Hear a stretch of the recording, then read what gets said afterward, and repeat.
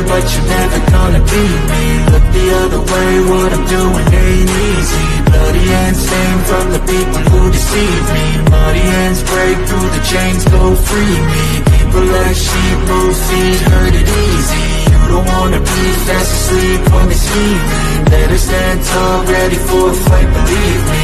When they try to change, you can say no, free me. So he's been looking.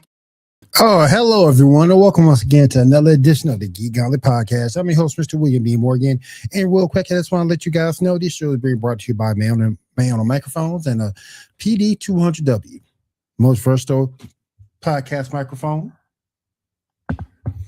You need XLR, we got it. You need Type-C, we got you. And even if you need wireless where you can broadcast from anywhere, we got you covered too. So if you check it out, MAONO Microphones and the PD200W, the most versatile mic in podcasting. All right, let me go ahead and bring everybody who we have with us this evening. Let me go ahead and bring in first. This man has forgotten more comics than I will ever know. Let me bring my man Tyler in. Tyler, what's up? How you doing, brother? Well, I'm ready for another fun night. I was going to make the classic joke of what's up, and I'll be like, well, my ceiling's up right now. But I mean, here we are. All right. I could say the Dow's up. Maybe that's something we could say. I don't know. All right, let me go ahead and bring in my next guest. He is the co-host, and this man plans the show each and every week. Your man Shaw. Shaw, what's up? How you doing tonight, man? You doing all right? What's up, everybody? How y'all doing tonight? I do love that your intro is that you help us plan the show. Not he's planning to kill us all in our sleep because he can't stand us all. Because I'm sure that's probably another tactic, right? All right, let's go ahead. Let's go ahead and get. Wait a minute, we got somebody else here. Oh, this next gentleman is from the War of the Stars podcast. Garrett, what's going on, man? How you doing? Hey, how's it going? I'm ready for werewolf. I don't think we're doing werewolf tonight. I didn't know it was Planet of the Apes tonight. You damn dirty apes! You tore it all up. For copyright reasons, we're calling it World of the Simians. There you go. Oh, gotcha. There you go. Not to get confused with World of Seamen, right? We're doing a Navy picture? Yeah, exactly. Oh my god. Oh my god. Just in case people type in, a few syllables wrong, Oh my god. All right, let's go ahead and get everything started. Sean, we'll do something a little bit different here. Right ahead. Tyler, you said you had some stuff you want to get into? Oh, sure, we can start that. Yeah. We've talked about the Absolute Universe on the show before. Yeah. I don't know. Shaw, do you read any of the Absolute comics or no? No, not yet. Will, how much have you read so far for the Absolute stuff? The first 3 issues of Absolute Wonder Woman, first 2 of Absolute Superman, first 3 is Absolute Batman. Okay, awesome. Okay, Trinity. Okay. Today, my goal was to be completely caught up with everything Absolute today. That did not pan out the way I thought it was going to be. But I'm currently up to date on Absolute Green Lantern, Absolute Wonder Woman, Absolute Batman, Absolute Superman, and Absolute Wonder Woman. I have only read the first. Green Arrow. What? Green Lantern or Green Arrow? Green Lantern. Green Arrow doesn't come out till next month. There's an Absolute Green Lantern? Yeah. There's 12 issues. I know it is. Yeah. The Green Arrow. So to be fair, technically, Oliver Queen has been introduced. He was introduced in the Absolute Evil special. It's a one-shot where he gets completely murdered by Absolute Hawkman. Makes sense. Mm-hmm. So that's why, in theory, Oliver Queen won't be, in theory, Absolute Green Arrow. But who knows? Who knows? The Absolute Universe is twisted as fuck, so you never know. As I was saying, I've read the first 5 issues of Absolute Flash. I just need to catch up on the last 10 issues of it. And I have not started Absolute Martian Manhunter. That is next on my list to start because I've heard great things. But after getting caught up with a lot of these, I have a new perspective on these comics, and I think it's something that people really needs to like. If you're a comic book lover, I think you need to hone in on this because they came out the door hard, and people loved it, and they did great. You know, everyone jumped on Absolute Batman. Me, I thought it was fun to read, but I wasn't super sold on it. Now, 19 issues in, and I'll tell you right now, the lore that they've built around Absolute Batman, great, phenomenal. Now, I'm not a huge fan of this Batman because he's a dick. But as you read further and further in all these different Absolute comics, the lore has just expanded so much, and it is truly, truly dark. And the thing is that's what the whole point of this universe was supposed to be. If you read the All-In special that came out 2 years ago, the whole point of this universe was Darkseid had merged with Spectre, and he had this epiphany that in his universe that, and you know, good seems to always win, and he was tired of that, and so he created this alternate reality where odds are stacked against the heroes. And I'll tell you right now that this universe is fucked. It is extremely twacked out. Absolute Brainiac is insane. I will say Absolute Hawkman is terrifying. How you doing, bro? Welcome to the stream. Appreciate you being here. But what I really want to say about these comics is a lot of these are kind of sleepers in the sense of like they start off kind of slow, but if you Green Lantern, right? Woohoo. Oh yeah, Green Lantern for sure. Yeah. It starts off slow, but it really hits hard when it gets there. Except Superman is on issue, I think 16 or 17. It's really, really good. If you like a really dark story, Superman isn't as like, he's still trying to be that beacon of hope, but he's not as like friendly as he normally has been. He's not afraid. We see in one of the issues, he corners Toyman and is like, hey, you're running factories where kids are getting killed and you're collecting insurances. Guess what? If you don't stop that, I'm going to fucking murder you. Like this is a whole different reality. It's really, really good. So I wasn't sure if other people had dove into them, if people had given them a little bit more a read through and the expansive lore. I think people should. There's a lot of really, really good stuff there. And they're really starting, now that they've been around for about 2 years now, they're starting to have intersections. They're starting to connect a little bit. You know, they've already had their first crossover, which was the Absolute Wonder Woman and Absolute Batman. But the comics are starting to acknowledge things because the bad guys have kind of started connecting and being allies to each other. They're really starting to piece together, hey, we have all these superheroes popping up. We need to fucking kill them. And the villains create their own. Obviously, we've always known about the Injustice League, but in this universe, since everything's supposed to be dark, the Justice League is the villains. It is the bad guys who are rich and powerful, and they're going to try to turn the world against these heroes because they don't want to change the status quo. They like being in power. They like being ultra wealthy, ultra powerful, and being able to do whatever the hell they want. And so they don't want these heroes coming in and changing that. And so it's very good. It's very well written. The art is great. The lore, the extended new lore, how they spin some of these characters is extremely good. And it is dark. I guess I'll spoil one thing is one of the more recent issues in Absolute Superman. Brainiac is looking for basically a new ally, and he goes looking. He had basically tapped into the multiverse and saw different realities. Well, he had saw in multiple realities, Lex Luthor is a very powerful person. So he's like, oh, I need to go align myself with that guy. Well, he tracks down Lex Luthor in the Absolute universe, and he is actually a small town happy farmer. Lex Luthor has a family. He's happy. Everything's great. Did he marry Lana Lang? What? Did he marry Lana Lang? Nope, he did not. Bummer. He has a wife. He has kids. However, Brainiac does show up, tie him to a tree, and straight up murders everyone at a kid's birthday party and saws them all up with chainsaws as we see their body parts all around him. In hopes that he's like, hey, I'm trying to be very persuasive to persuade Lex Luthor to become the man I know he needs to be. So to do that, I need to take away any attachments to humanity he has. It's dark. It's really, really dark. So if you guys like some dark stuff, it's really good. I've actually made a joke in the past with I don't know if you guys read much of Hellblazer, some of the 90s, Constantine comics. I want them to do a one shot. I don't know if they ever will, but I want them to do a one shot, do absolute Hellblazer.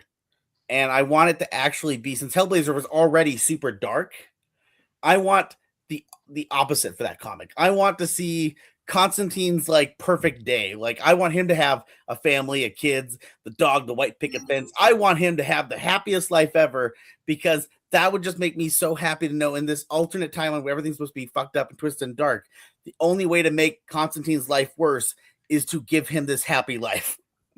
I would just love to see that. But again, as I just want to say, when it comes to the absolute stuff, I think you guys should give it a try. Go to your local comic shops. A lot of them already have volume 1s and volume 2s of trades out, so you guys can check those out as well. I don't know. Is there, as we talked about, there's going to be an absolute Green Arrow starting in May. I believe in June. Is it June that's absolute Catwoman? Yeah. Sean? Yeah? I'm not sure. Oh, well, I know Catwoman's going to get a 5-issue mini as well, and I think it's going to be in June. But I guess there's just a lot of new things coming up. I mean, right? They've introduced Deathstroke, and they've introduced now Robin. Zatanna. Zatanna got introduced. Yep. I heard Robin was coming. I didn't notice Zatanna was coming. Oh, Zatanna came in Absolute Wonder Woman a few months ago. Okay. Yeah, she was leading the Suicide Squad. The Absolute Suicide Squad. She was leading it. Nice. No,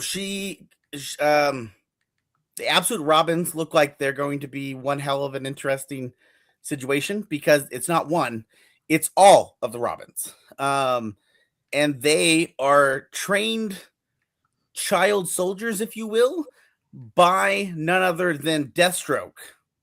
Part of an initiative that the Joker has created. Because the Joker is one of the filthy rich people who has just so much money.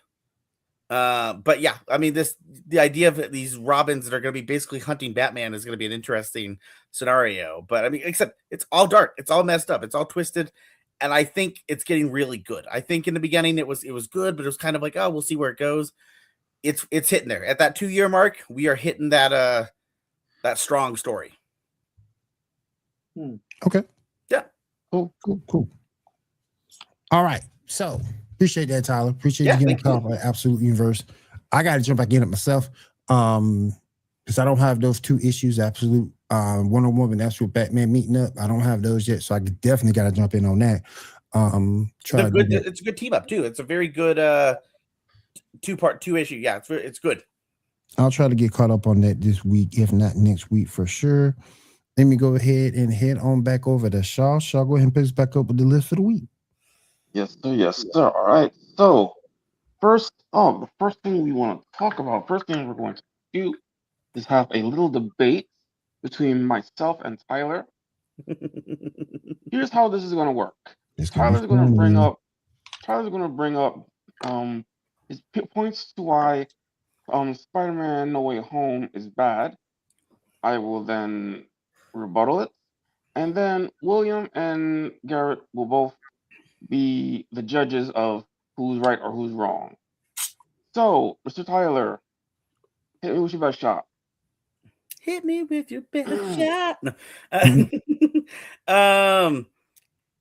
Well, let's see. I guess we'll start with one of the easy ones that's right off the top. Electro being there. I do, no wrong, I love Jamie Foxx.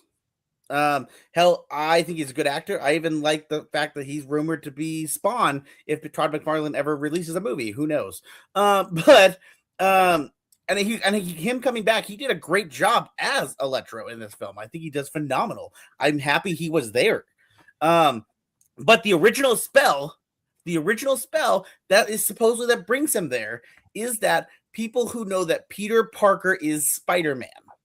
And he did not know that Peter Parker was Spider-Man. All right, so this is something that Game Theory actually brought up a while back. Mm-hmm. technically, it does fit. He heard Gwen Stacy call Spider-Man Peter. He knows that Spider-Man has a connection to Harry Osborn, who has a connection to Peter Parker. So, technically, subconsciously, there could be a connection there, which is what brought him. Now, yeah, that's basically all I got. Also, they're really cool. It was cool having him here, so really cool. Also, a vibe. Oh, Now, I'm happy he was there. I think he was dope. really cool. Yeah, I just Mr. William, Mr. Garrett, what are your thoughts? Well, I mean, honestly, I think it's a stretch because there's no interaction that Jamie Foxx's version of Electro has with Peter Parker and Harry Osborn in the same scene in Amazing Spider-Man 2. As far as I recall, you can correct me if I'm wrong. As far as I'm concerned, he may have heard her use the name Peter, but I mean, how common of a name is Peter? Yeah. Because I'm looking at this, I just did a Google search. Mhm. Does Electro know Peter Parker and Spider-Man are the same in Spider-Man No Way Home? And it confirms the plot inconsistency that the spell requires villains to know Peter is Spider-Man. Electro's presence is considered a plot hole or relies on a thin theory that he heard Gwen Stacy scream Peter during the final fight. But the thing is by the time that the final fight actually takes place, he's in full rage mode and he gets absorbed into the electrical system or whatever. He gets grounded basically, and he's left unconscious. He wouldn't remember. So the only other little tidbit I'll put there is we've seen Marvel. They've been doing movies now for a while, and we know that when they want to, they can write very, very well. Yes. This moment, they not only, as you talked about, have that thin line of like, oh, we're just gonna maybe hint that because he said Peter, but the writers double down and mess themselves up in the moment when Andrew Garfield reveals his face to Electro, and he's like, oh, I just thought you were going to be black. He didn't even know that was him because he had no idea. And so it's like, okay, I get that that's a nod to Miles Morales. It's a fun little everyone likes it. But again, it only more reaffirms he did not know Peter Parker is Spider-Man. The only way that this would work is if this Electro comes from a completely different universe, Sure. where Andrew Garfield was Spider-Man, but was replaced by a version of Miles Morales. That would be the only thing that would make sense. Otherwise, the way that Electro responds is incredibly racist. Well, I would say that this is kind of a nitpick. It doesn't really hurt your viewing pleasure of the movie itself. No, it's not a nitpick. It's a small nitpick. Like, I can give you nitpicks. You gotta really think about it in order to see it. And I would also say the real cool of having Jamie Foxx back overshadows the small nitpick, I would say. The reason why I bring it up is because as someone as a film buff, as someone who's I have seen bad writing and I've seen good writing. And this was just lazy writing. This was one of those situations they could have written it better. They could have given us a BS answer. They didn't, though. They just been something in throwaway dialogue, and they didn't do that. Yeah, it could have been fixed with a line of dialogue somewhere, but they chose not to do it. And so, and I think the reason why they shoehorned him in is simply because they were going with a makeshift Sinister Six without having to make it the Sinister Six, and 100%. Electro was one of the original members. Yeah, and like I said, Electro, Jamie Foxx, great. This was a redeeming because I think he looks obviously way cooler in this movie than he did in the Amazing Spider-Man #2. So like, very cool. Like I said, I'm not necessarily trying to say that like, oh, this movie's trash. I had fun. I like watching it. It's a fun movie to watch. It's just they got lazy. They chose to take the easy way out instead of they could have done right and wrote a better response. That's all I'm trying to say in that situation. I view Electro in this situation more as fan service. Oh yeah, whole movie's fan service. Yeah, I look at it as fan service. It's great that he was there. It was good he was there, but being there or not doesn't take away from the effectiveness of the movie. You know? Yeah, thank you. It doesn't take away from the movie. So both of you are right in a sense because he's fan service. But because he's fan service. But if you take him out that movie it's still the same movie. If you doesn't make or break get what I'm saying. Yeah. I'll give the technical point, but like, he doesn't convince me that it's bad because of that. But next point, buddy. That's just one of many things. Real quick, before we go further, let me go ahead and bring in our resident cosplay and TikTok queen, Cat Holler. What's up? How you doing tonight? I'm doing good, William. How about yourself? I'm doing good. Our goddess has arrived. We can now start the show. Well, like we discussed, and I know y'all are still in the middle of your conversation here, but we have someone a little special tonight on tonight's show. So I had to wait for it all to arrive, and it took a couple extra minutes. You good. Yeah. You're always good with us. We're always ready for your laundry, your food. I mean, your. My goodness. My next one. This is another small one, but again, this doesn't change much of the film, but it's also a lazy point. Why is Venom there in the cutscene? Why is Eddie Brock and Venom in the cutscene of No Way Home? What was the point? You didn't need him either. Now that I think about it. Well, okay, maybe the stimulant will show up later. Oh, sure. I'm giving you the point here. I give you the point here. But no, I guess the issue I have. Here's the thing. I love Eddie Brock being there. I love. I think the scene's funny. Nitpick, mind you. This is okay. If you want nitpick. I'll give you the difference between nitpick and lazy writing. The points I just brought up, I consider lazy writing. The nitpick I'll give the scene after May dies and he runs outside and it's raining when it wasn't raining before, and then the next scene we see it's not raining. That's me nitpicking because there was no reason. There was no rain. It just kind of happened for the dramatic appeal. That's like that's nitpicking, and I'll say that. It's called a time skip. No, it's called stupid because they just wanted to look. It's called inconsistency. That's like the kind of thing that it's called a time skip and him swinging that's away like from where rain was happening. Consistency when it comes to weather. So that time skip was 5 minutes? Because remember, this whole movie takes place in like 48 hours. Everything that happens, no, it does cram not. it all in 48 hours. No, it does not. There's a couple time skips. This takes place over. They specifically they shoot themselves in the foot because multiple times throughout the movie they say, "Oh, this just happened 2 days ago or yesterday." The whole movie takes place in 48 hours. No, it doesn't, bro. I just rewatched it. I rewatched it just the other day. Hold up.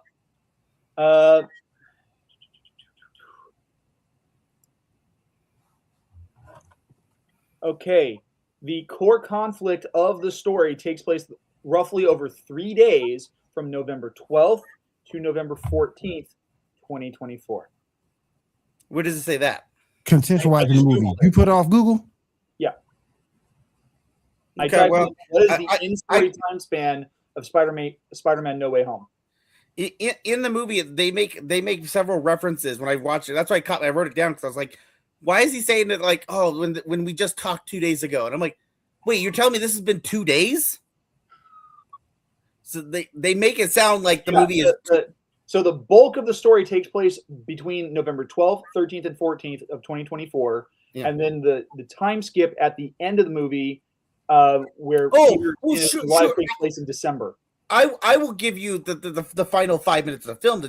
That's different. I'm not counting that. Yeah. I'm giving you what is officially considered canon. Oh yeah, there's a time skip in that last 5 minutes. Absolutely. Yeah. No, I'm just talking about that the majority of that movie with all these things happening, them coming up with the solutions to save everyone and fix everyone, and all the things that happen. It's just so instantaneously that it's like that was a lot to happen in 48 hours. As far as the coming up with the cures is concerned, one, you have 3 Peter Parkers, all geniuses. 2, not originally. All 3 of them are geniuses. No, but not originally. When he first was solving the problem, Peter Parker has always been a genius. No, I'm pointing out is they weren't all there with him originally. Yeah, when he first starts helping them, when he fixes Doc Ock, when he's working on all the other things for them, they weren't there yet. Yeah, but he also had the Stark technology thingy that was literally making the things, and he himself is a genius by himself. Well, I understand it's happening, and there's definitely an argument that it could happen. I'm just pointing out it was a lot of things that happened in a very short time. I mean, creating those things aren't hard things to do. I mean, an inhibitor chip, not hard to create. a thing to suck up what you call this electricity. Not a hard thing to do. You have Hold up. reactor technology. Has anybody here made an inhibitor chip? Asking for a friend. I made one this morning, but I left it at work. My bad. Okay, because I'm just saying, For Peter anytime Parker. you're dealing with those kind of chips, I mean, it's not. It may be easier for him, especially since he has the extra technology. Oh, sure. Exactly. But From it scratch. doesn't necessarily mean that it's a simple thing to do. Mm-hmm. Also, since he doesn't know their tech, he has to learn their tech to create and mesh with his tech. I'm just saying it's a very quick turnaround time to solve 5 or 6 other people's issues. Their tech is years behind his tech, because he has access to Stark tech and like the stuff nowadays compared to the stuff that was in those movies. Andrew Garfield had Osborne tech. Right, but here's the thing with that. Yeah, As someone so far back. who does a lot of tech, if you asked me today to go build a computer that would run Windows 3.1, it's going to take me a minute to remember how to do that. It's not a common thing. I mean, I could build you a computer to run everything modern because I've stayed up to date on it and I know what's changed and this, that, the other. But if I've got to go back and reverse engineer something to 3.1, it's going to take me a hot minute. The point I'm trying to make in this scenario is not that it's bad, not that it's wrong, it's that it's lazy. It's that they could have just said, they could have not ever mentioned days. They could have never done, they could have easily erase a line of dialogue and then we could think this was over several days or something. Like they easily could nitpick, and also that's how movies work. Yeah, right. It's like a next one. Okay, I'll put another one on there. The original spell, of course, right, is that he wants to erase anyone who has the knowledge of Peter Parker as Spider-Man. That was the goal, right? Mm-hmm. That to erase that knowledge. Right. Obviously, he messes it up. It causes haywire. It lashes out. Whatever. In the end, when he's trying to fix it, for whatever reason, he can't cast the original spell again. Why? They don't really say. But we're gonna roll with it. Okay, but then he makes the change to erase everyone from knowing who Peter Parker is. Okay. Which is the original spell. So I say again, what? Which is more or less the original spell. No. The original spell is that people. Wait. Where are you trying to get where they can't redo it? Because they were never trying to redo the original spell. No, they're just trying to fix the spell that they were that had gone haywire. I promise you. I just watched it. Literally, he goes when they're on the tower as Doctor Strange is throwing up things to try and cover up the cracks. He goes, "Can we just cast the original spell?" And he goes, "We can't. It's bleeding through. It won't work. We can't do the original spell anymore." He says that exact verbiage because the incursion was too strong. Yes. So, real quick, too, guys, I did want. Don't mean to interrupt. I do want to go ahead and say hello to the head honcho over at ESEN, Elite Sports Entertainment Network. I would never speak bad of Peter. How you doing, brother? Can never speak bad of Peter Parker. Never ever. No, I do like Miles more than Peter, but I'm not. But that's not dissing Peter though. I just like Miles a lot. So they have to twist it, and I'm okay. I'm not. This isn't any shame. Like I'm okay with them being like, okay, we have to change the spell. Now, here's the issue though: is the new spell is why is it the new spell works when the old one doesn't? Because in reality, the new spell should take more. Like it should be harder. Like it should be harder to cast because first off, casting a spell where you just erase Spider-Man. What's happening is that it's a paradox. Not a paradox. It's the effect of the do spell undoes the original spell. Is what it kind of does. So by making everyone everywhere forget that Peter Parker is Spider-Man, that then makes the people who were coming through because they knew who Spider-Man was not happen anymore. So it's kind of a it's an out of the box fix for the whole incursion thing. You know, it's a little hard to explain. It's like it feels like you're putting in the work that the movie didn't put in. It seems like you're thinking you're caring more about this plot than the writers. No, what I'm saying is that is a fix for the hole that is made. You know what I mean? It's like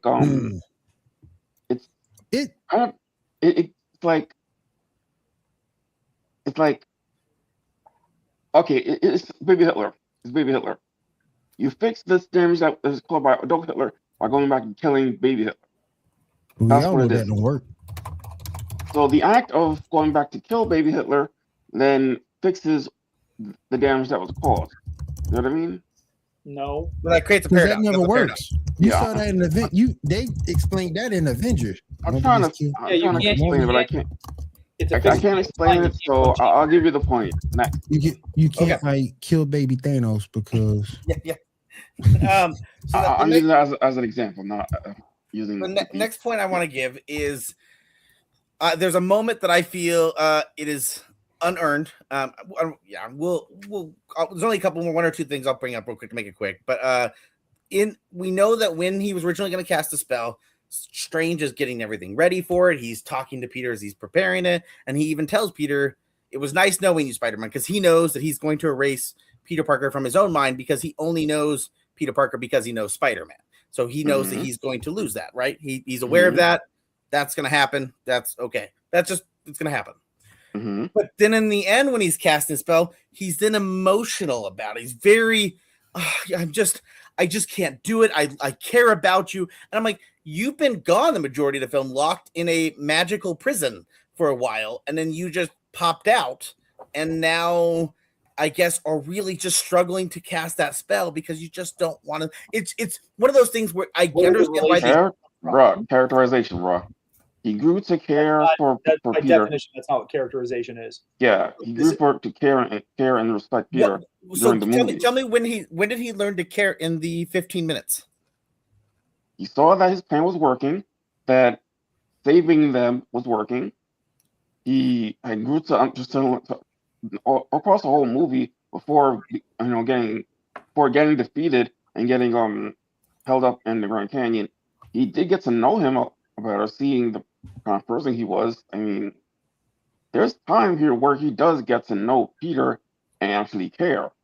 The reason why he said in the beginning, he said, "You can call me Steven," but then got mad and said, "Okay, you can call me Dr. Strange." Him specifically saying "we" was meaning he does care. He is emoting that he does care about Peter. It is characterization. Wait. It's characterization that continues on through Multiverse of Madness, where he now has this young girl, this young kid that he's trying to protect, that he's not going to give up on, because the feelings he had towards Peter, that the feelings are still there, but the memories are not. But now you're pulling from another movie. That continues straight from this movie. It's the continuation, basically, for Steve, for Dr. Strange specifically. But let me interject. Sure. Let me interject. Look, I get where you're both coming from. I get where Tyler's coming from. That the writing was lazy. I love the movie. I rated it 4 stars out of 5. I enjoy it. I get that point, but I see where you're coming from too, Shaw, from your point of view. What I do want to come back to this at some point. Yeah, no worries. When we have more time. So let's put this in our parking lot and put a pin in it, and we'll come back to it. We're getting into a parking lot to put a pin in it. Man, what are we doing in that parking lot? Put a pin in the parking lot, and Jake. Wait, no, that's right. Our strange things are afoot at the Circle K. What? Everybody's hanging at the quick stop. Quick stop, what? Shoot. All right, so let's go ahead and move on to the next. But we're gonna come back to this, guys. All right. All right, no problem. Let's go ahead to the next part, or next thing on the list. I'm sorry. All right, so the next thing on the list, Avengers Endgame is going to be released specifically because the end credit scene is going to be extended, and whatever is happening in that end credit scene, likely the Steve Rogers scene, is going to lead into Avengers Doomsday. What are your thoughts on that? Congratulations, they've done more homework. Exactly. as if the rest of the MCU series and animated shows have not been homework enough. No. There's really only 2 reasons to do this. There's only 2 reasons. Money. Money is number 1. They're like, hey, what's that's money? The main thing. Number 2, so when the first Avengers movie came out, we had a 10-year buildup, right? Everything got there, right? Yeah. Now we had Avengers Endgame, and now we're gonna have Avengers Doomsday. And basically, because of COVID, because of 100 different reasons, because of all the movies that have been in the between, there's really no strong connection right now. And so now they're like, shit. No. There's not. Wait. You and everybody else are misunderstanding. What they're saying is that the end of Endgame that we're going to have now, that scene is going to go directly into Doomsday. Because they have to be creative. Wait. They're not saying that everything that came before isn't going to still matter, because guess what, dumbass? It is. Hold on, you don't need name wait. I'm sorry. Okay. We know that Thunderbolts and Fantastic Four, those movies are directly in there. There are a whole bunch of things that we know are already in the movie that don't really connect. No one's saying that these movies didn't happen, that they're not in it. They're just saying that this one scene will connect directly in there. I think I think not a former Pittsburgh Pirate has a question. Go ahead. So here's, I think, the point that Tyler is trying to make is that between the shows and the films that have come out since Endgame, very few of them have the connective tissue necessary to support what was going on with Doomsday. I mean, they had to completely turn around and pivot away from King the Conqueror. No. Don't interrupt me, please. That's short. Don't interrupt me. They had to pivot away from King the Conqueror after what happened with Jonathan Majors, and they completely scrapped that whole story arc that we were going to have. I mean, that was tied into Loki season 1, Loki season 2, and Ant-Man and the Wasp: Quantumania. 2 shows or 2 seasons of a show and an entire film dedicated to this one villain, and it's gone. No one's ever talking about it again. Then the only other shows movies that we had that dealt with multiversal stuff was Spider-Man No Way Home, which we just spent 45 minutes talking about, and Multiverse of Madness. And I guess you could claim Deadpool Wolverine. You could look at Deadpool. You could, and Deadpool. Okay, because that's technically MCU. Yeah. But that is about the size of it. We don't have much in the way of connective tissue for all this stuff. I mean, the only projects that dealt with multiversal shenanigans were Loki, Multiverse of Madness, No Way Home, and What If. That is it. Everything else has nothing to do. I take that back. Take that back. Fantastic Four: First Steps, because it does take place on another Earth. But that is it. Yeah, that's true. That is it. There has not been the buildup that we have had over the course of 5 whole films leading up to an Avengers movie, or in the case of Phase 2, where you had Iron Man 3, Thor 2, Captain America 2, Guardians of the Galaxy 1, and Ant-Man 1. All of those films all tied into Avengers: Age of Ultron. You had all these huge buildups, and then we get to Endgame, and then there's nothing connective except for very loosely. And that's what this extended ending will probably bring to light. That's what they're trying to do. They're adding something. We haven't seen And I guess yet, and we know that all the characters that we have mentioned are going to be in the movie, with the exception of maybe Kang, because Kang might still be in the movie actually. Jonathan Majors has nuked his existence. Oh, he knew. No, he hasn't. No, he hasn't. He was proven to be innocent, and that was before the movie's filmed. But Shaw, here's my thing. There is still a chance that he might be still in it. However, even if he isn't, I can give you that point of contact with Jonathan Majors. Loki still fits because Loki's position is going to be important to the movie. I just feel like if we're bringing out another Endgame movie, it feels like this legit feels like they might as well just title it Spaceballs: The Grab for Money. Yes. Yes. Because we had Endgame 1, Endgame 2, now Endgame 3. Like, how many more Endgames are we going to have, y'all? It's just they didn't lay the groundwork. The groundwork wasn't there. Mm-hmm. Right. Yeah. That's all. No one is saying that Phase 4 and Phase 5 didn't happen. Those things still going to happen. I didn't say that either. I didn't say that either. All those characters have been set up and will be in the movie, and things will be set up. We will see the exact thing that they do. We'll see. Jonathan Majors is not under contract. They're not bringing King back in. If they bring it back, he's not playing it. If they bring it back, he's not playing it. All I was saying that there might be a chance he might be in. That's it. I was saying that there might be a chance. That's all I was Yeah. saying. But yeah, it's but going to be another character. Like I said, I give you the Jonathan Majors point. I give you that. But Right. everything else still matters. Sure, All these characters were set up during these things and will be in the movie. Sure, Right. I'm not trying to say that none of it mattered. That's not the point I'm making. The point I'm making is that very clearly, when you go back and rewatch, like especially like I said, I'm just using the first year from all the way to the first phase Avenger 1, movie. phase 5. Everything is very clearly setting up. Then it's a domino. The next movie makes. You don't know that until you actually see the movie. You don't know what was actually set up until you actually see the movie, because things have been set up during this time period. But it's Chuck, but the point I'm making is the extra footage that they're making to put at the end of this movie is because they didn't lay out the groundwork, so they have to put this extra scene in to get that groundwork. Thunderbolts. Okay, now let Pittsburgh guy. Hold on. So Thunderbolts. the connective tissues for the Infinity Saga were there. I mean, we had some guesses with the Tesseract, but we weren't quite certain until we got to Thor: The Dark World, and they take the ether to the Collector and flat out said it is not safe to keep 2 Infinity Stones on Asgard. That the moment they said that, and after we saw Thanos at the end of Avengers 1 set up the rest of the dominoes that were to take effect. The dominoes that were put in place for phases 4 and 5 were placed, but most of them were not even next to each other. And so when those dominoes start tipping and falling, they're falling cattywampus in every which way but Sunday. And we're left guessing. I mean, we've got whole series. Like I said, yes, things are set up.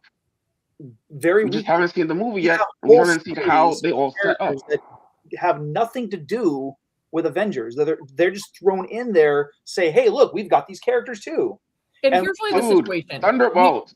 Here's the thing. Thunderbolts set up 2 different teams of Avengers. Okay, but here's the catch. Until that movie comes out, every single one of us is saying is speculation. Yep. Exactly. True. And we get that. Garrett has valid points. Shaw has valid points. Yeah. Tyler's had some valid points. I'm not saying they're on issues.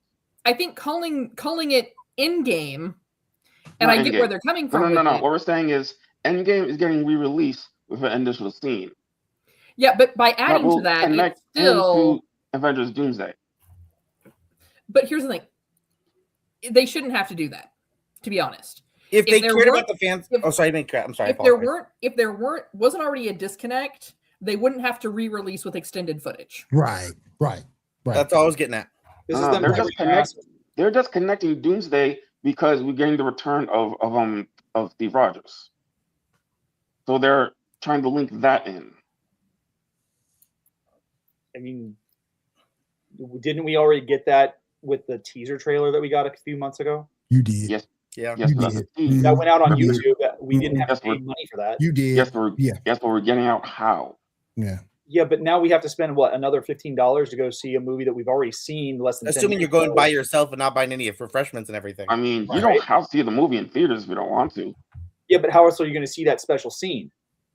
They're not going to re-upload it to Plus. Yo ho ho is a parasite for me.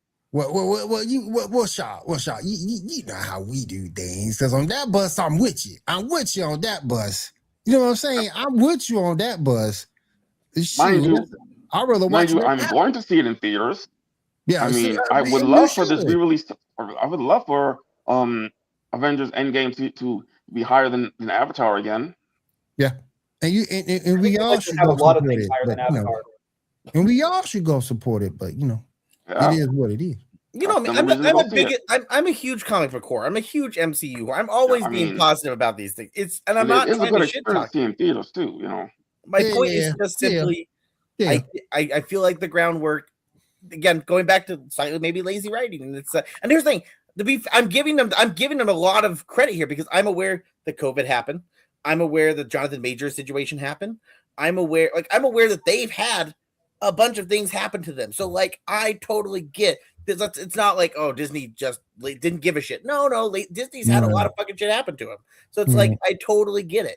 But again, it's one of those things where the reason why they're putting this extra scene is because there is a slight disconnect. It wasn't the buildup isn't as strong as it was for the past. You're judging it without seeing it. You don't know what they're doing with it. Well, again, we have to wait. And that's what Kat just iterated. We have to wait to see it. Sure. But we have a pretty good idea what that's going to be looking at past works. We have a pretty good idea, but we won't know for sure until we go see it. And I get where you're coming from with that, but we have a pretty good idea based on what's already put out there what this is going to be. Now, anyway, let's move on. Yeah. Yes, let's move on. So, sort of connected to that, I will explain the connections later. Avengers Born Again. Did anybody see the most recent episode? Avengers Born Again? Daredevil. Oh, I was like, what is Avengers? Yes, Daredevil. Yes. Awesome episode. We got the return of Jessica Jones. Yeah, Found out she has a daughter, yeah, we did. most likely with Luke Cage. Are they gonna bring that whole Luke Cage story? Because they started it, but then they never finished it. Like I said, they're nodding at what's accurate from Netflix. Right. Yeah, because it's also been years since the last time we see them. So, Yeah. you know. All you know right, why they're gonna bring Luke Cage in, right? You know why? Yeah, he'll be back. Yeah. He's gonna be the mayor. Yep. I don't know, because I mean the chick that is working in Fisk's office is supposed to be mayor in Spider-Man No Way Home, because they're already That's gonna talking be about interesting. being mayor. That's gonna be interesting. Okay, maybe. No, I know that some of the stuff that they're pulling from is obviously the Devil's Reign comic. Not everything, but a lot of from Devil's Reign. And ultimately, what ends with Devil's Reign is him. After they remove Fisk, Luke Cage becomes the mayor. Dude, that end fight scene, which is taken straight out of the comics. Oh my god! Yeah. Oh yeah, that was something. All right, guys, real quick, I do want to go to Kat Holler. She got something special for us tonight, so I do want to go ahead and pivot over to her real quick. Take it away, Kat. Is it her stretching? Is that what's special? You're muted, Kat. That is a rookie move. Sorry.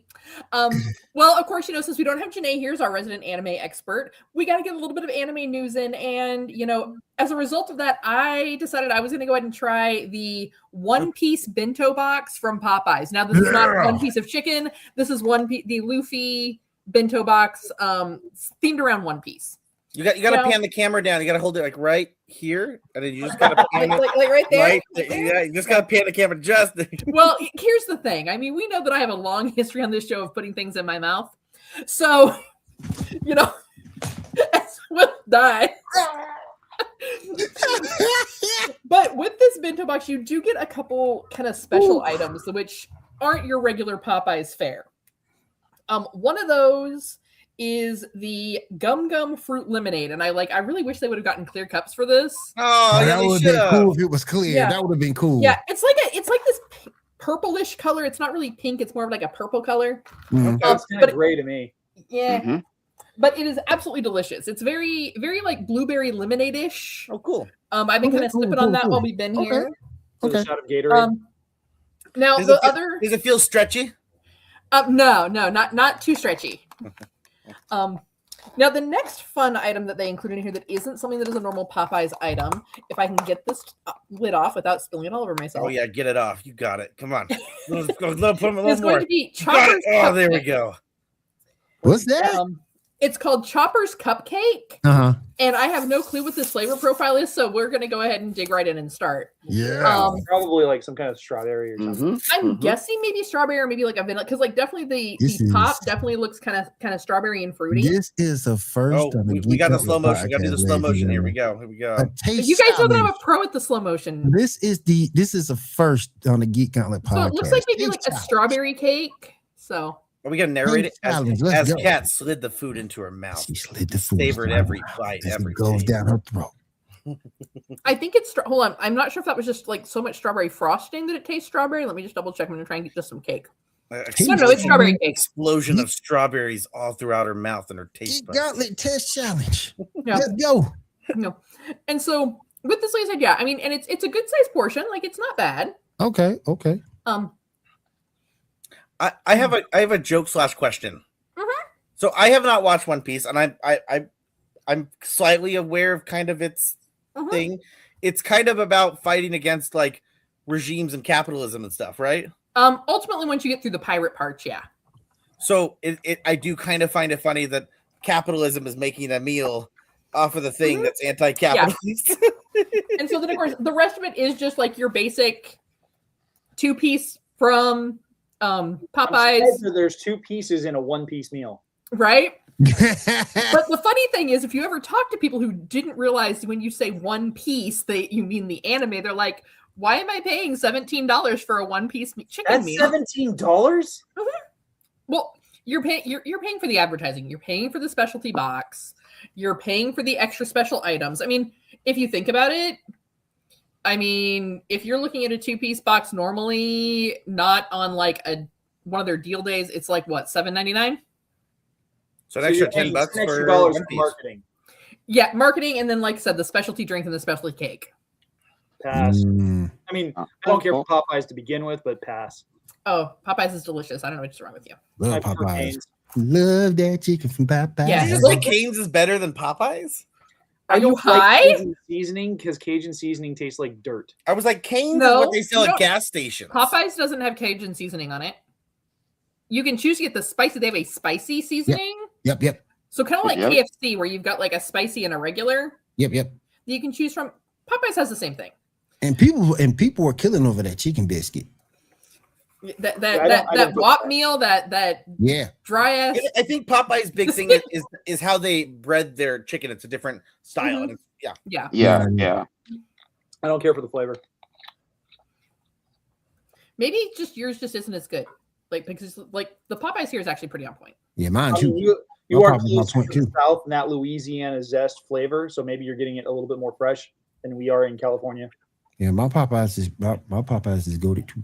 Yeah, I mean, like I said, I don't really pick up much of a Cajun seasoning unless I'm doing like their catfish box or something. Yeah.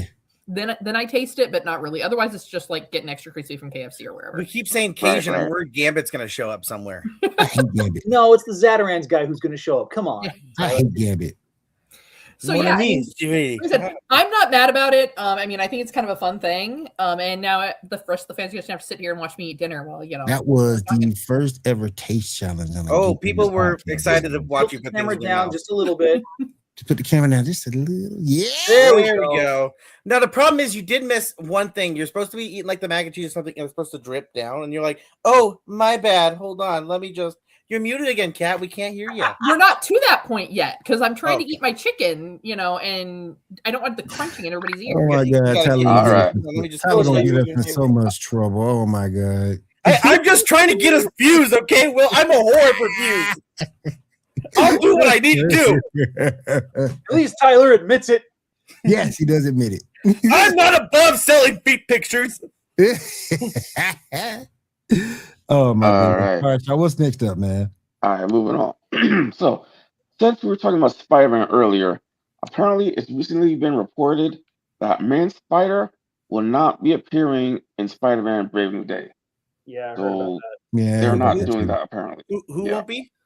Man Spider. Spider. That Peter Man Parker won't transform into the Man Spider thingy. Oh, okay. I was so lost for a second. I was like, huh? Now Yeah. I get what you're saying. I'm with you now. I'm kind of bummed that they're not doing that. Like they're willing to do some really scary stuff with like Man Thing and Werewolf by Night, and they're willing to go, as the fact that they're bringing in Punisher for this film Yeah. and the kind of level of violence that he brings, like why not steer into that You- skid? But, You know, but my, Punisher's gonna be in there for theory, 5 seconds. but my theory was, don't you have to bring Craven into it too? No, you No. don't have to. That was what they You did have- for the animated series, You had the Punisher to take the place of Craven with the story. Gotcha. which Yeah. he showed up in the animated series too for that same, He that did. same arc. He did. Mhm. Yep. 90 Yes, Spider-Man the cartoon. well, He did. reasons they gave was that some producers had some concerns about the family audience and how they would react, and they also felt that the 8-legged monster would be too scary for the film. Probably. That's a dumb So reason. stupid. Such That's a terrible dumb fucking reason. That's a dumb reason. and yet they I agree. greenlit Morbius. Yeah. I mean, Well, they didn't greenlit Morbius. Sony did. They just said, I guess we gotta fucking go with it. They are still Sony. The Spider-Man movies are still Sony. They're I feel Sony like and if they would have Marvel. pulled San Antonio, then it would have been like, sure, no, kids aren't going to be afraid of this. They're going to love it. It's great. Yeah, I mean, if they had pulled anybody from like most of Australia, it'd be like, we see scarier stuff in the outback. Look, what Yeah. you know who they pulled? They didn't pull anyone. What they did is they saw all the TikToks of all the people like, I took my kids to Deadpool Wolverine, and it was just so bad for them. I just need a refund because of my kids were traumatized. Don't get me started on that. Don't get me 2016. started on that. That's ridiculous. Hold on. That was So- ridiculous.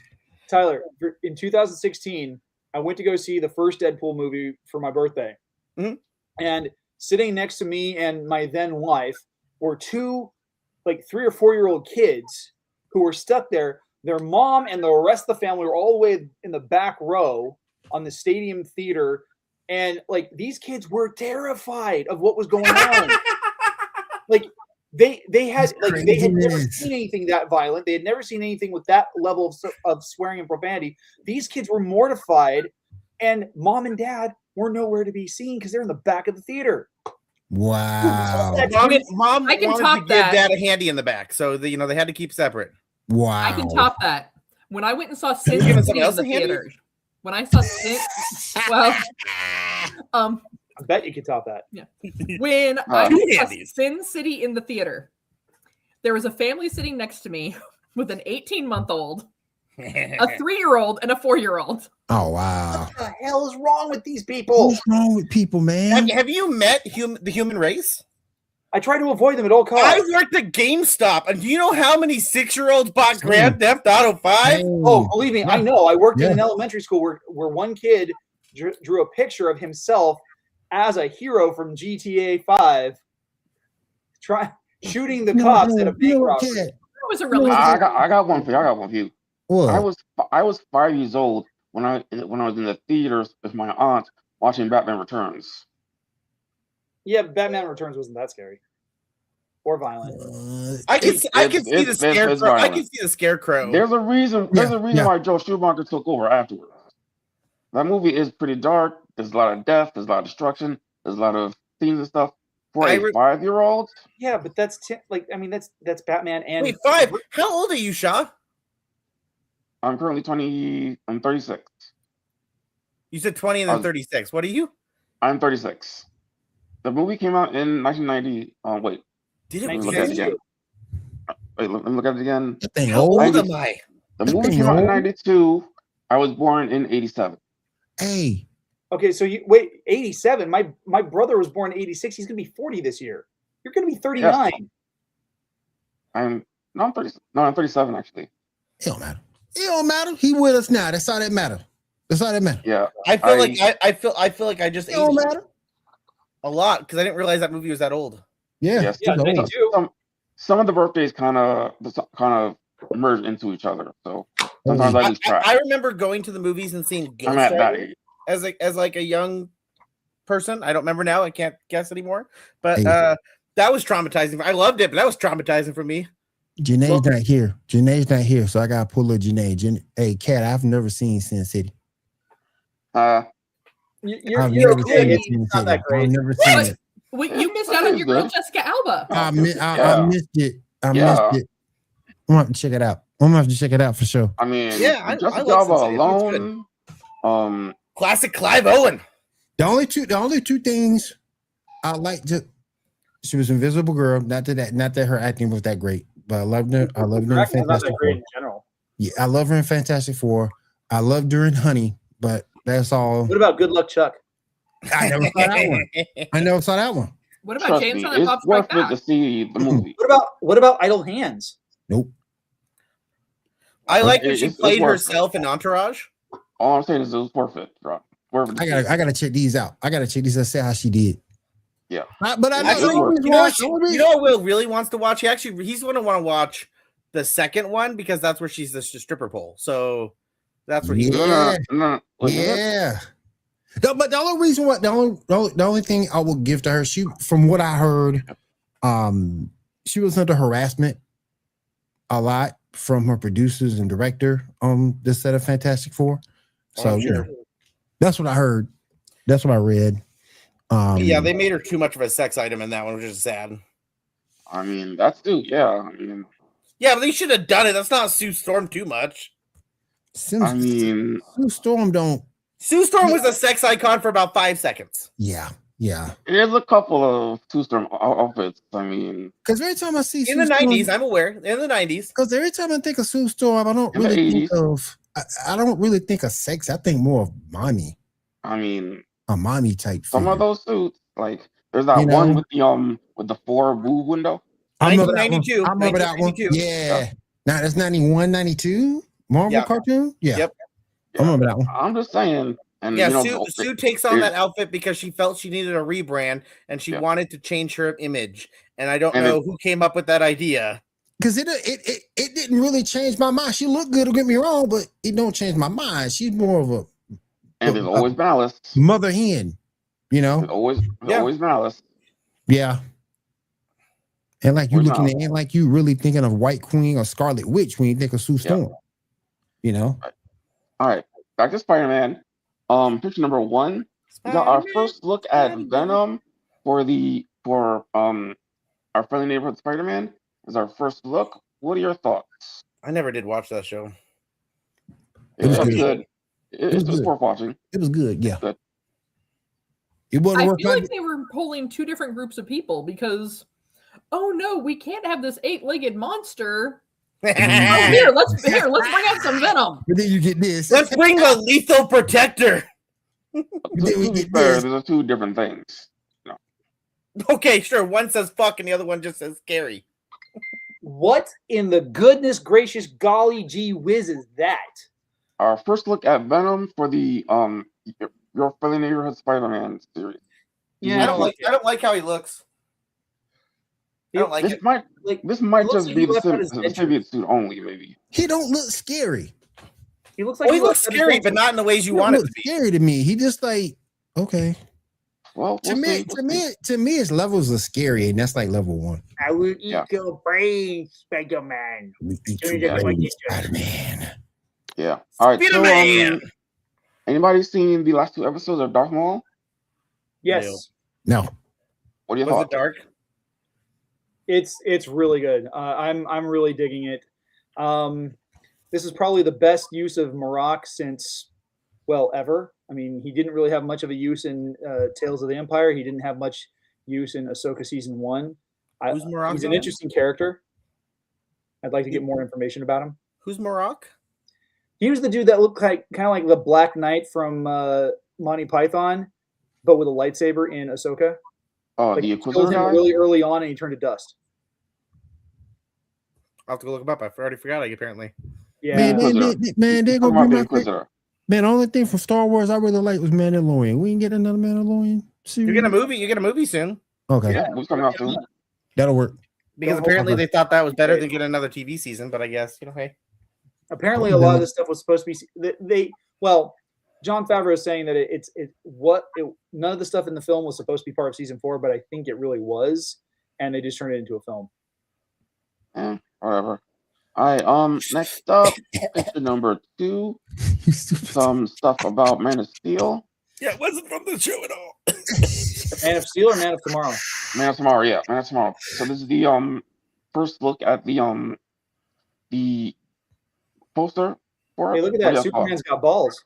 That's what I was just thinking. Hey, Sorry, it's low. man of balls. It's low hanging fruit. That looked like the symbol from Literally. Superman. That looked like the symbol from Superman and Batman Beyond. Kind of. It does. Well, it's combining the Superman symbol with the Brainiac. Brainiac thingy. Yeah, Right. Oh yeah, yeah. Wait, I thought, Yeah. I thought Brainiac was like more of like a V shape instead of like the A shape. Yeah. They've kind of done it different ways over the years. Yeah. Okay. We'll see why and stuff Oh, yeah. when it happens. Oh, yeah. We got some casting for Man of Steel and Man of Tomorrow. I mean, picture number 3 and then picture number 4. I don't know who that guy is. I've seen him around. before. He's that one Yeah. guy. Yeah. I've seen him before though. Yeah. He's been in some stuff. Okay. What I do is I just read. I'm like, I think he's Andre. That's who he is. Yeah, he's that guy, Andre. And lastly, apparently, Why? Why? No, I'm sick of Patton Oswalt being in things. I don't like Oh, I it have no problem with him. Why this character? because he's loud and obnoxious. Just a fucking Well- stupid character. Well, it he says either wants Mr. to be, Click or Toyman. Right. But isn't Patton going? Why Patton? Because he's trying to get into it because his career is not going anywhere. Okay, no. I will call something. The reason why is because Patton basically has his hand in every single freaking nerdy thing on the entire planet for the last 15 years. He was okay in Agents of S.H.I.E.L.D. He touches everything that's geek related. And here's the thing, I have no problem with it because he is funny. And yeah, he's a huge nerd. He probably goes to these people and be like, hey, I will take any role you'll give me. And they probably like, you know what? You're in all these things anyway. Might as well. So you mean the worst part of Blade Trinity? So you mean I just need to contact DC and tell them, look, I'm ready to be Black Manta. Hook your boy up. I'm ready. You're gonna be Steel? I can do that too. Or I can do Batwing. Or you could be Icon. I don't know if I'm dark skinned enough for Icon. I don't know. Yeah. All right. Next up, but definitely Black Man. He's gonna be Mr. Terrific in an alternate reality. You could be Calderon. There you go. Yeah. All right. Next up, we have the first trailer for Coyote versus Acme. What y'all? I'm not doing Duke. He could be Duke. Oh, that'll work. I can see it. That'll work. Sorry, I didn't mean to. Will you say, Sean? Would you say that again? We had the first trailer for Coyote versus Acme. That was good. It looked good. Yep. It looks so fun. Yeah. Why did they shelf it? Because they were going to Batgirl it. But why? It looked good. Because the last project that they had, where they had the Looney Tunes in live action, did not do well. I mean, I know it's a cult following. Did it not do well when it first came out? Well, because the last one that they had was Space Jam, a new. Oh, I'm thinking Looney Tunes Back in Action. My bad. No, Back in Action did okay. I was thinking that too. That's because they tried to capitalize on the nostalgia of the original Space Jam, and they did it fell flat. No, it's because they turned it into just a giant panel of look at all these properties we own. Well, they didn't have Lola Bunny. That's a flex too. Yeah. And then they Lola Bunny. They just had her voiced by the worst. Oh, they did Lola Bunny criminal. Yeah. They only had one actor in the movie trying to do anything. Come on. And because he overacted it, it looked like it was really bad, but he just was the only actor acting. Doggone man. Huh? How you going? Don Cheadle? Yeah. Lola was straight when you first saw her. She was straight in everything that you saw her. And then all of a sudden they made it look like no offense to none of our female audience, but I just don't like the way they made her look when they came up with their I'm lost. I heard you say straight and then made her look. What? Like they took away Lola's curves between the original Space Jam. Oh, okay. I was all like, I don't remember them like making her bi or anything. No, because I didn't. She looked straight, in everything else you saw her. They desexualized. Yes. Every time you say look straight, I'm gonna be like, what does looking straight look like? She's I know we have Garrett, but I mean, other than that, what does looking straight look like? Her original iteration. I love you. Her original iteration was cool, but then her redesign, I didn't like. Well, because they had to make her appropriate for modern audiences. Yeah, I don't know why they did it. It was a dumb choice. Why they did it, man. If it ain't broke, don't fix it. They probably did it for Zendaya. If it ain't broke, don't fix it. Did Zendaya say it? Did she voice it? Zendaya was the voiceover. Was she? Yeah. Well, I didn't know that. Yeah. They my thing is with these characters. How little I paid attention to the movie. My thing is with these characters, if it ain't broke, don't fix it. So the reason why they were going to shelve Coyote versus Acme is because of what happened with Space Jam. They didn't think it was going to sell, but they did. But again, this is them not paying attention to what people are. They didn't actually watch the movie. They didn't read the script. They didn't look at any of it. They're just like, oh, it's Looney Tunes with real people. It's going to tank. Wait, what? I thought billionaires were super smart. What? They're not? What is going on in this world? Anyway, so Will Forte won his lawsuit. Hold on. Kat, you having fun up there? You having fun over there? Me? No, Kat. Oh, Kat's always having over fun. There with the chicken. You having fun with the chicken? It is delicious. I'm sorry. I was hungry. I've been sitting here for like 40 minutes waiting. She's been staring at it. She goes, "I'm mother fucking hungry. God damn it!" We quite literally said, "Put it in your mouth." Yeah. Hey, Nickelback was man. just about to come on and say something in your mouth, but I mean, other than that, I mean. Oh my goodness. Well, we talked about low hanging fruit earlier, so I thought Nickelback played into it. So There you Yeah, go. that works. No. All right, Shaw, what's up next, man? All right, moving on. Look at this photograph. Set photos of the Legend of Zelda hey, movie photograph. have been hinting. I've been hinting that what they'll be using will be Breath of the Wild. What are your thoughts? I'm sorry, I heard photograph and I was tuned out. You said Breath of the Wild. What was it? I'm sorry. I couldn't. Photographing what? Set Photos has hinted that they'll be using the storyline of Breath of the Wild. What are your thoughts? That's a Again. weird choice. That's a weird choice. That's weird. That is kind of weird. I mean, it's like kind of like a middle story in like a series of like 13 different stories. Yeah.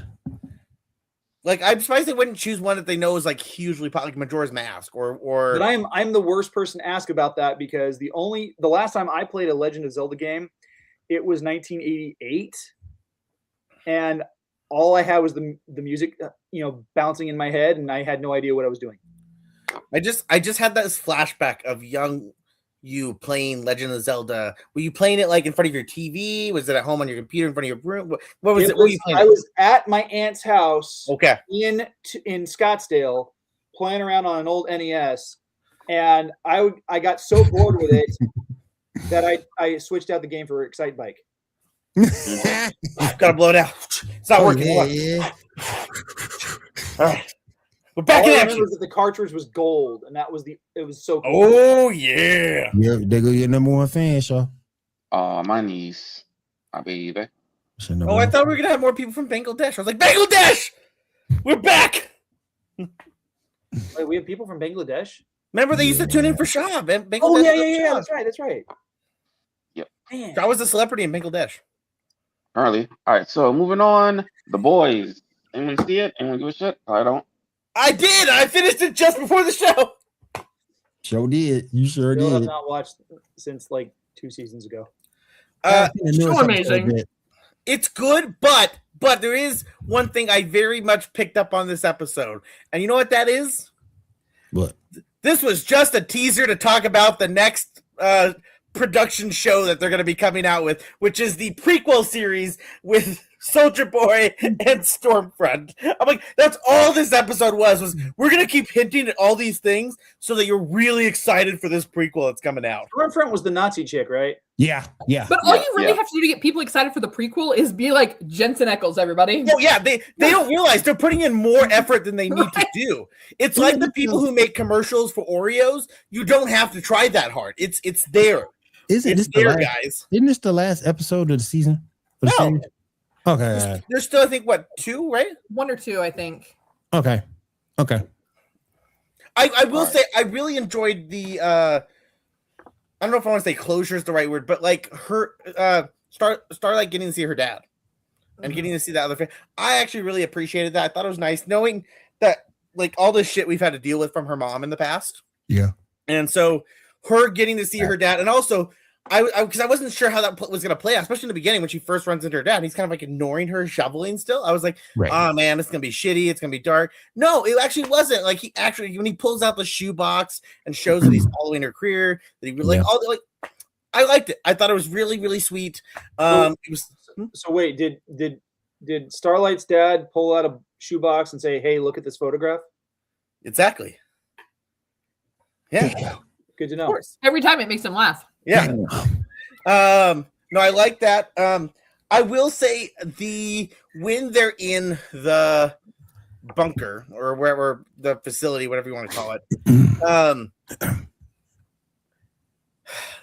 Look, I enjoy it. I like when they started getting, going apeshit at each other and trying to kill each other, which is fun. But the idea that they're trying to be quiet and the fact that the other two don't hear them, two super powered individuals don't hear them fighting or shooting at each other, little weak. I get that they're maybe so in tune with themselves that they're not hearing it, but like say something, do a line of dialogue, because legitly we have a scene where he shoots MM, and then he also they shoot what's her face, and then legitly the next scene is Soldier Boy looking through a desk, going through papers, as if he didn't just hear the gunshot that went off on the same floor that they're on.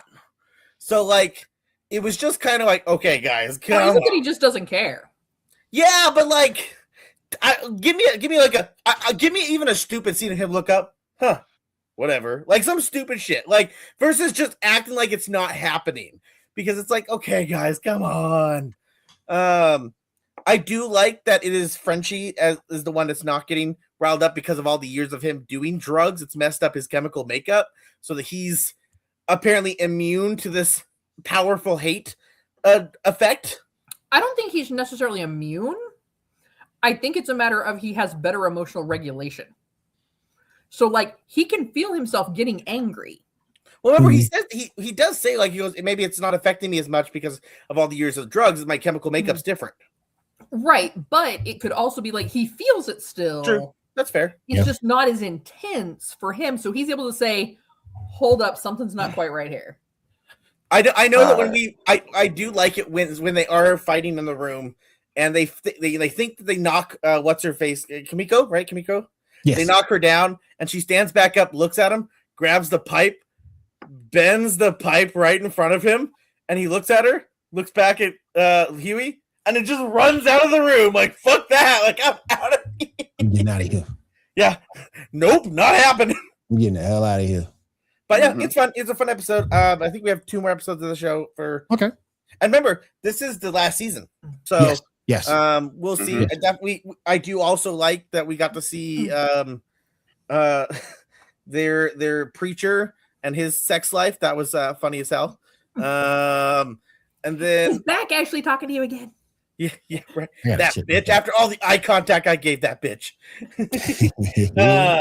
And then I like how they're going full on like he's God. We're gonna make him the Messiah. So I think watching Firecracker or Firecracker? Yeah.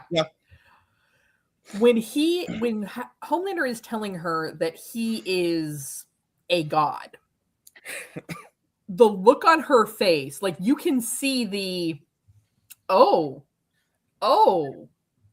this is where we're going. And you can see that she's really uncomfortable with it, but understanding the way Homelander is and that he's a whole lot of off kilter there. Yeah. She's like, we gotta play along. We gotta play along till he drinks his own Kool-Aid.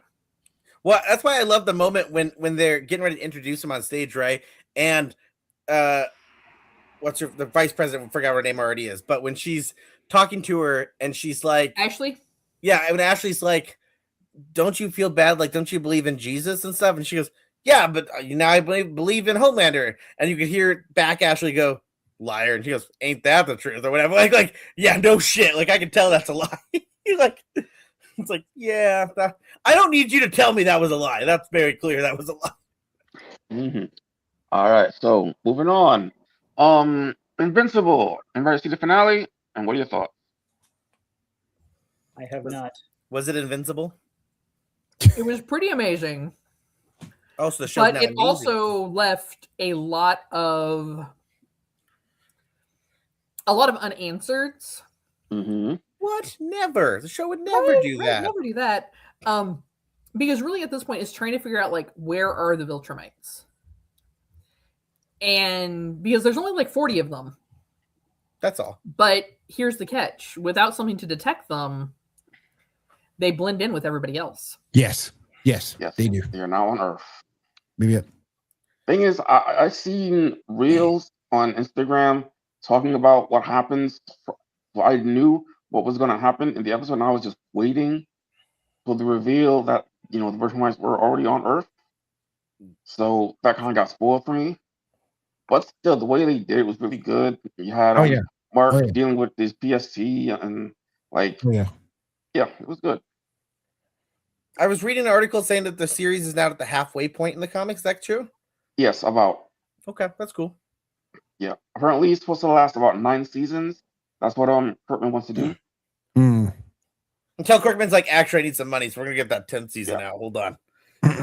Yeah, that's not including any spin-off stuff that he might want to do. Like if we get Battle Beast, he has his own book. Adam Eve, she has her own book. I think I think at least one other character has their own book. So He's gonna be like, we need an Invincible movie. I need that box office money. Now, in connection to that, there's been this interesting internet thing. The creator of Invincible has said that if Conquest had came to Earth, instead of Nolan, that he would have folded earlier, that he would have changed. So the internet has created this image of Conquest being rebranded as Pinecrest, where his name is Carl and he's like super chill, super cool, wearing flannel shirts and stuff. What are y'all thoughts on that? That would have been funny to see. In a flannel shirt, that'd be funny to see. Mm-hmm. He's the guy in the polo and the khakis, you know. Right. Used car salesman. Yep. You know. Right. Yep. All right. Lastly, the musical epic, the retelling of the Odyssey is getting an animated movie coming out. It's just got greenlit. What are your thoughts on that? What movie is this? The musical Epic the musical, it was a retelling of the Odyssey. Oh, I have no idea. Really? My thing is who asked for it? A lot of people asked for it. Like the Epic fan base is like huge apparently. Really? I didn't know that. Yeah. Okay. All right. Is there anything else, Shaw? Is that it? No, sir. That's all I got.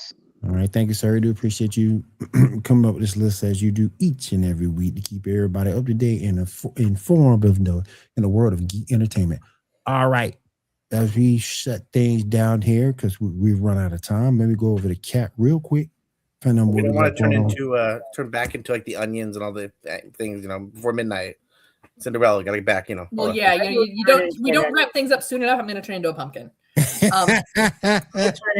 We already know you got some pumpkins, but other than that, I mean. So over at Feast of Fandoms, we are your one-stop shop for all of your fandom entertainment. We've got something for you pretty much almost every day of the week. On Sundays, we have episodes of All This Has Happened Before, which is our Battlestar Galactica podcast. Mondays, for all you Marvel fans, for all you that tuned in for the fun conversations we had about Marvel tonight, we have MCU Monday, where they talk a little bit more in depth about everything Marvel. Tuesdays, we have Trek Tuesdays, as well as some new video gaming news, because there is a lot that does come out during that time. Wednesdays, we start rolling into our Star Wars content with Garrett and the crew here from War of the Stars. And then on Thursdays, we roll on out to get your weekend started with the Cantina Happy Hour. Fridays, you can tune in and check out Snackame. And for all you book talk girlies out there, make sure you're checking out our shorts from Courts and Confusion, where we have Jonathan who reviews women's romantasy books and gives a review from the perspective of a man. And then, of course, are these picture books? They're not. Well, they're not. I mean, they probably could be, but they typically aren't picture books. There's words. Will is looking for that erotic pop-up book. Yeah. It's the little slides. Yeah. It's like when you read Captain Underpants, you flip the pages to see the thrust. Like you're. And of course, what the hell kind of Captain Underpants books are you reading? The adult kind, Pittsburgh Pirate Knot. They call that Hustler. Penthouse, all the fun stuff. Yeah. Now, of course, every Saturday night, you can tune on in here to the Geek Gauntlet Podcast. So, just as a reminder, if we made you laugh, if we made you smile, if we made you cry, if we gave you some sort of entertainment of any kind tonight, make sure that you don't forget to like and subscribe down below and hit that bell for those notifications. That way you are notified every single time we go live. Because we'd love to have y'all here as part of our conversation. So until next time, everybody, fly those geek flags high. And yeah, Mo, Cantina Happy Hour. Thursday nights is our second Star Wars show of the week. Oh, I just thought like every time Cat's on the show, it's a happy hour. So I thought that's what. Well, you need still more than an hour. You know. Well, that's even bonus. That's like that's like when you get you order a meal and there's like a fry at the bottom of the bag, and you're like, oh my god, an extra fry. Oh you yeah. know, It's like the accidental curly. Yeah. See. Oh yes. All right, everybody. I want to say thank you for being on panel tonight. I do appreciate you guys. I also want to say thank you to Elite Sports and Entertainment Network for having us in their house this evening. We do appreciate you guys as well. Join us again next week. I'm gonna go on a little rant next week. Ooh, I'm excited. I'm gonna go on a rant a little next week. I'm gonna give you a little sneak peek into it because I'm tired of people asking me. So I'm just gonna go ahead and squash it on the show. He was the second gunman on the grassy knoll, guys. Viltrumites versus Saiyans. I'm gonna kill that once and for freaking all. I'm tired of people asking me that. So I'm gonna go ahead and do it. Oh, I thought you were gonna finally just admit that you were gonna be in the next James Gunn movie, and we were all asking. We were waiting for it. Nah, it's gonna happen. You were gonna be on set with Supergirl, so you were super excited. Yeah. It's gonna happen. Yeah. It would be worse if he was in the next Tim Gunn movie. Tim Gunn. Yeah. It's gonna be me and Melissa. Yes. But again, also thank you to MAONO Microphones to sponsor this episode. We do appreciate you guys as well. Check out the MAONO PD200W, most versatile microphone in the world of podcasting. And until next time, we'll see you guys again right here on the Geek Gauntlet Podcast. Have a good week, have a safe week, and take care, everyone.